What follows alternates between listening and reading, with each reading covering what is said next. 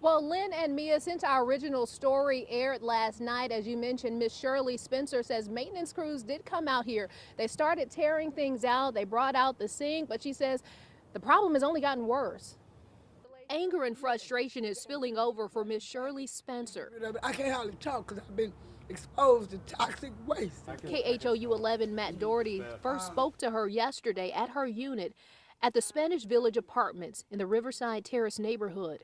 At 72 years old, she says the smell and damage from repeated flooding plumbing incidents is too much to take. She says water from neighboring units had been filling up her sink, sending the water and gunk onto the floor, saturating the walls, carpet, and furniture. Prior to you talking to us, how long have you been asking them to come and do Since something? the 21st of November. Today, Ms. Shirley showed us what happened after our story aired. She says maintenance showed up, removing cabinets and insulations, taking apart her kitchen plumbing, and moving her furniture. It's left her apartment looking like a construction zone, leaving it unlivable. But they're not going to do that in here. They're going to put me up in a room. He's not going to push my stuff around like that. And he ain't going to do me any kind of way.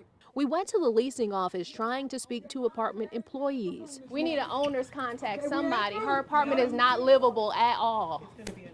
We need a contact for somebody, so you're not going to provide any kind of contact. Only to have the door closed in our face. And later we confronted the man who Shirley says owns this complex. A contact for somebody we could talk to? Have you seen the inside of her unit? He claimed he was not the property owner and provided no answers. He came in my apartment. He didn't have the courage enough to talk to me. That's a coward way out. A coward. Wow. A lot of frustration. You could hear it. Katira, what about the city of Houston?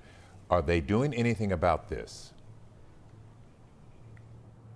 Yeah, Lynn, I've actually reached out to multiple city organizations or city municipalities. First, I want to talk about Carolyn Evans-Shabazz's office. I did reach out to her, and she just sent me a statement maybe 10 minutes ago, in part saying residents deserve safe, sanitary, and dignified living conditions. As for the city of Houston, they told me that inspectors would be coming out here, and while we were here, inspectors did show up along with public works, apartment compliance, and we're told this apartment complex owner will be given a notice of compliance, so they'll be given some time to rectify the situation, and if they don't, then they'll be given a citation. Of course, we'll stay on top of this story and work to find out what's next for Miss Shirley as she waits to get this problem resolved out here.